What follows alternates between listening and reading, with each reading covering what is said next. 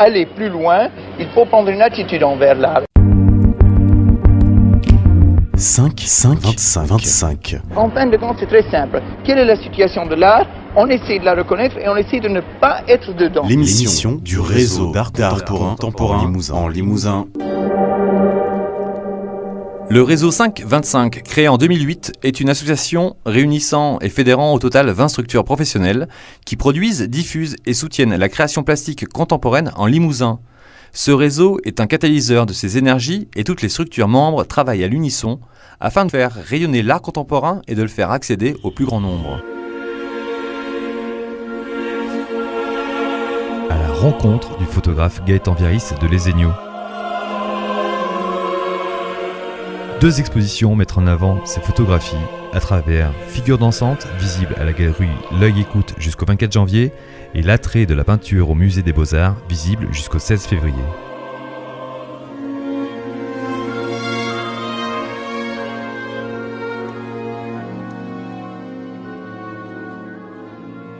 Alors la galerie L'Œil Écoute, elle existe depuis 1990, elle est vers ses portes à Limoges.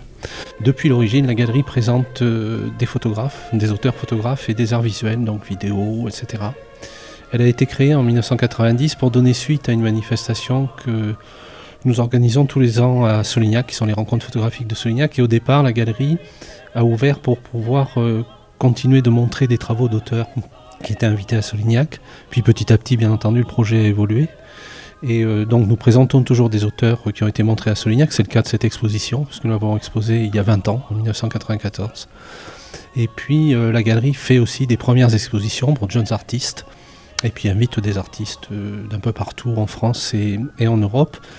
La galerie a aussi développé des résidences, donc c'est aussi l'objet de cette exposition, des résidences d'artistes, et aussi des résidences d'artistes qui font intervenir un photographe et un écrivain autour d'une thématique commune, je dirais, ou une problématique commune, et qui donne lieu à une édition d'un livre avec, en collaboration avec les éditeurs, les éditions Le Bruit des Autres.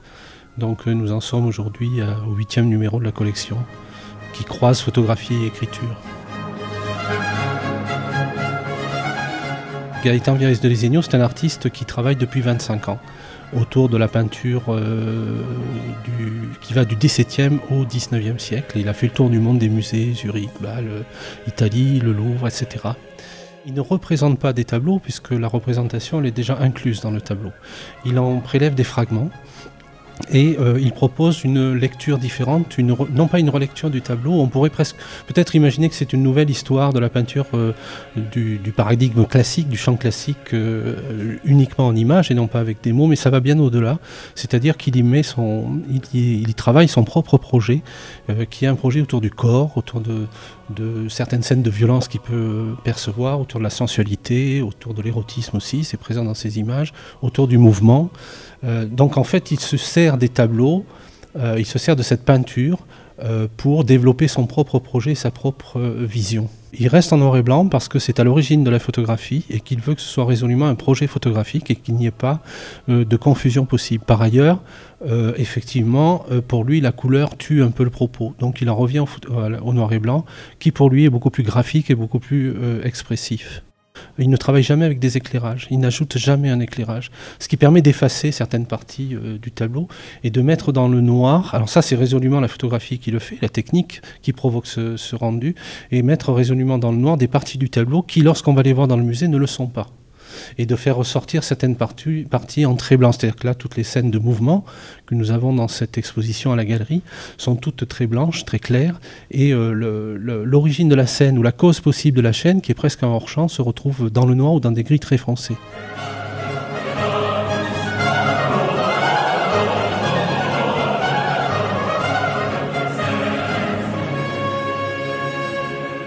Alors, il y a 16 photographies qui sont exposées, qui sont issues d'une douzaine de tableaux différents et dont la première prise de vue a été réalisée en 1987.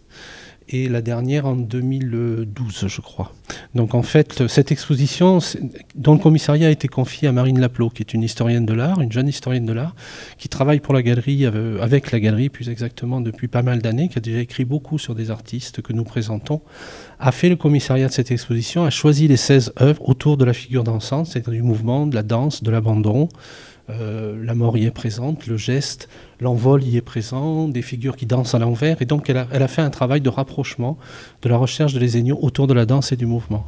L'exposition, en fait, elle propose, comment dirais-je, une sorte de réflexion ou de recherche autour de ce que l'on peut trouver. Alors, en termes de mouvement et de gestuel dans les tableaux qu'il a photographiés, sauf que ça n'est pas forcément présent dans les tableaux, mais c'est le cadrage du photographe qui les rend évidentes et présentes, ou sur des choses qu'on n'aurait peut-être pas remarquées. Et le fait de prendre que des fragments, c'est-à-dire de mettre un focus, un zoom sur une partie du tableau, fait qu'il en dégage un sens qui est très souvent pas du tout le propos du tableau. C'est-à-dire qu'il est capable de faire d'une scène tendre une scène de meurtre. Voilà.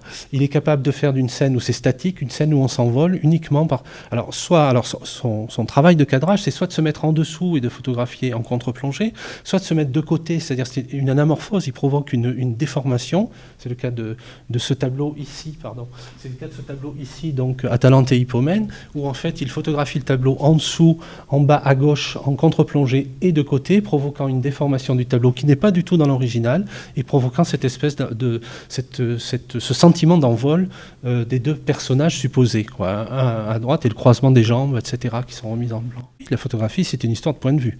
Et la photographie existe par son cadrage. Bien entendu, ses lumières, mais surtout les choix et le choix de cadrage que fait l'artiste. Donc là, il y a un propos clair sur le point de vue qui est, bon, mais moi, photographe, je choisis un point de vue qui n'est pas le vôtre et je vous propose de découvrir quelque chose que je porte en moi, en fait, puisqu'en fait, il déconstruit le tableau, et à la limite, on peut dire que le tableau n'existe plus. Personne ne pourrait identifier l'origine du tableau sur ces images. C'est pas seulement aussi un travail photographique, c'est quand même un travail aussi de chercheur, et d'aller fouiner, c'est tout simplement une anticipation ou simplement un problème d'être curieux, et de découvrir, de montrer des œuvres qui a priori sont comme ça dans les réserves, et puis lorsqu'on les verra sur des tirages 50-50, évidemment, elles prendront une autre... Tout à coup, elles auront pour parler en termes de Walter Benjamin, elles vont récupérer une aura qu'elles avaient un peu perdue.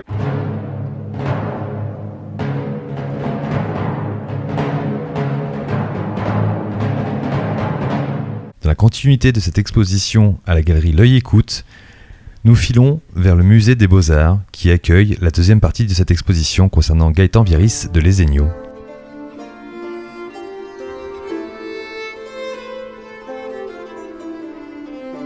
Pour une fois, cette exposition n'impose pas de sens de visite. On découvre la production de Gaëtan un peu au fil de ses humeurs ou de ses envies. On peut commencer par la droite comme par la gauche, voire par la fin. Gaëtan Viaris a été invité par le musée à l'initiative de la galerie L'Œil Écoute. Gaëtan Viaris a été invité par le musée à jeter un œil, un regard sur la collection du musée, sur des tableaux au départ, puisque effectivement son intérêt premier c'est la peinture, sur des tableaux qui pouvaient être exposés mais également conservés en réserve. Donc c'est ce qu'il a fait, il a pris connaissance de la collection, il a fait un choix en fonction des thématiques proposées par les tableaux. On connaît son goût pour le corps, pour le mouvement, pour les nus, donc effectivement on observera que dans tous ces tableaux, il y a des nus. Mais il a également découvert la collection d'émail et on pourra en parler un peu plus tard. C'est très proche du déroulé cinématographique. Il s'en réclame souvent d'ailleurs, il aime bien. Alors en fait on a des déclinaisons qui sont plus ou moins narratives ou simplement plastiques. Là on est sur un tableau sur des photos faites à partir d'un tableau du 19e siècle qui représente Judith et Holoferne.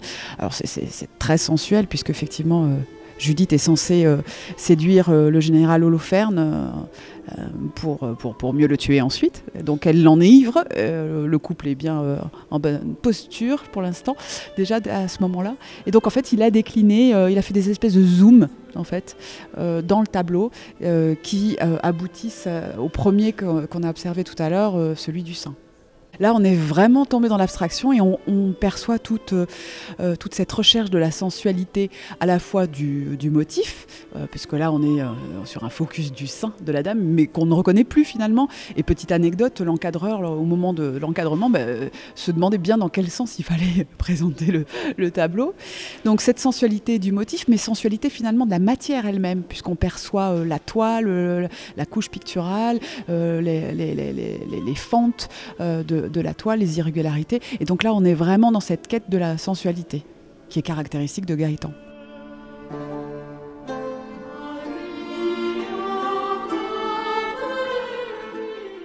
D'une manière générale, on observe que dans le musée, les toiles retenues sont de très grands formats. Et il y a une espèce de contraste qui était un peu effrayant pour nous. Au moment où on a monté l'expo, on s'est dit, mais est-ce que les tableaux ne vont pas écraser les photos, en mesurant bien la distance, en essayant de garder ce lien entre les photographies réalisées et les œuvres inspiratrices, on va dire, mais en même temps on ne voulait pas être trop systématique, trop didactique, donc on a essayé de jouer sur une distance, une proximité. C'était un jeu d'équilibre tout à fait empirique, et voilà, ça a nécessité, on a demandé l'avis de tout le monde, on y a réfléchi, et on a essayé de trouver quelque chose qui nous semble fonctionner finalement. Alors là, c'est vraiment intéressant parce que j'ai dit tout à l'heure que Gaëtan Viaris, en arrivant à Limoges, a découvert la collection des mots. Il ne connaissait pas du tout les mailles, bien sûr, comme beaucoup de gens.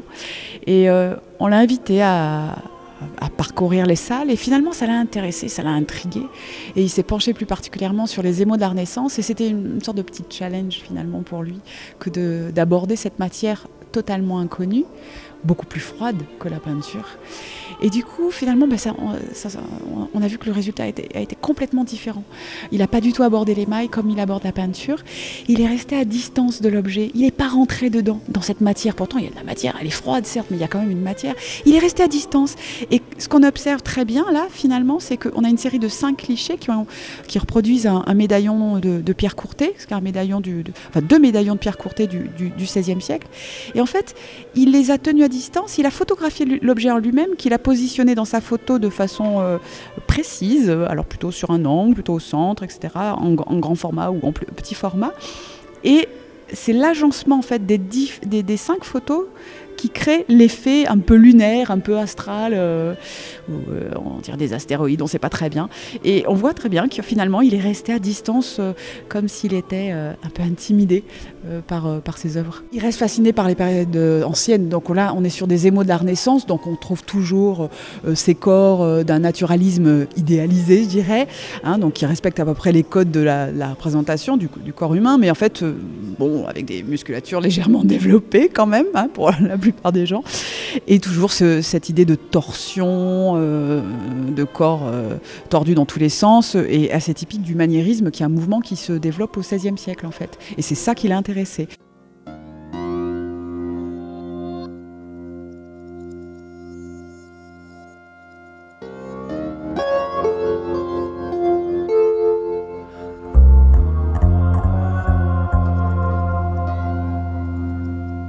Là aussi, c'est la pièce le Laocoon de Pierre Courtet, encore une pièce du XVIe siècle, qui est une pièce très spectaculaire, qui est en relief. En fait, c'est assez rare pour les émaux, c'est une plaque assez volumineuse. Et donc, il représente ce prêtre qui est en train d'être étouffé par un serpent sorti de la mer. Et donc, voilà, c'est déjà à la base très maniériste, très tordu. Le visage est plein de souffrance. Alors là, il ne s'est pas concentré sur le visage, mais on perçoit bien ce corps en souffrance. Et il l'a déformé. Ce qu'il a essayé de faire pour la première fois, c'était finalement, il travaille avec l'argentique, mais là, il a numérisé en fait ses négatifs, et il a travaillé avec son logiciel de traitement d'image, et il a accentué les effets de distorsion pour souligner le maniérisme, parce que on a parlé beaucoup de sensualité de Gaëtan, enfin cette recherche de la sensualité, mais il faut savoir que Gaëtan Viaris aime bien quand même justifier son travail par tout un tas de références à l'histoire de l'art. Il est amoureux de l'histoire de l'art et il se nourrit beaucoup de lectures de ce type-là. Et donc souvent sa production est accompagnée de références et de citations. Et là pour le maniérisme, là il avait lu un ouvrage sur le mouvement mouvement maniériste au XVIe siècle, et donc du coup, forcément, ça justifiait son travail, même si, et c'est tout à fait pertinent, mais son intérêt premier, son attirance première, c'est pour ça qu'on a appelé l'exposition l'attrait, c'est vraiment le corps.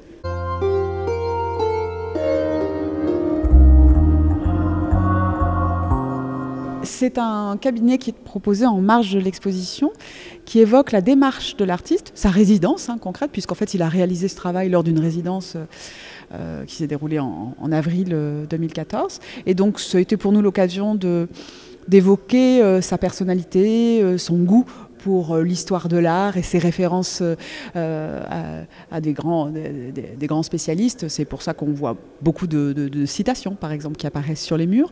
On a présenté aussi quand même des tirages de travail qu'on a trouvé tellement beaux qu'on a eu envie de les montrer. Ça, c'est vraiment un choix muséographique que d'évoquer ce travail en préalable et ces tirages de lecture. Et du coup, en fait, on s'est dit, mais tirages de lecture, est-ce que pour les plus jeunes générations, ça évoque vraiment quelque chose? L'argentique, c'est un peu abstrait pour la plupart des plus jeunes. Donc du coup, on s'est dit, on va sortir aussi une pellicule, des négatifs. On a demandé quelques éléments de tirage aussi à Gaëtan complémentaires. Et il se trouve qu'au musée, on a une très belle collection, enfin 2 très belles collections d'appareils photographiques anciens, dont certains sont assez rares et précieux.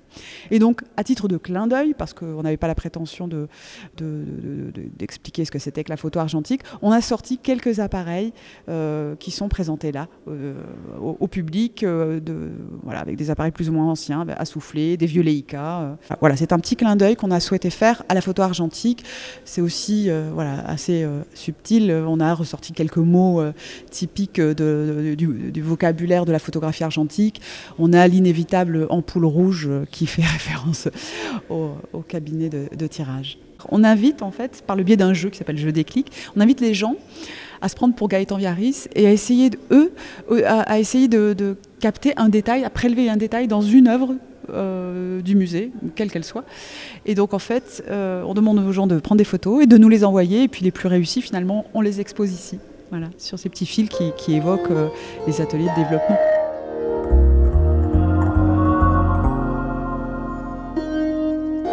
Ces 2 expositions sont visibles du mardi au samedi de 14h à 18h concernant la galerie L'Œil Écoute, ainsi que du mardi au dimanche de 10h à midi et de 14h à 17h concernant le musée des Beaux-Arts. Pour aller plus loin, il faut prendre une attitude envers l'art. 25. En fin de compte, c'est très simple. Quelle est la situation de l'art? On essaie de la reconnaître et on essaie de ne pas être dedans. L'émission du réseau d'art contemporain en Limousin.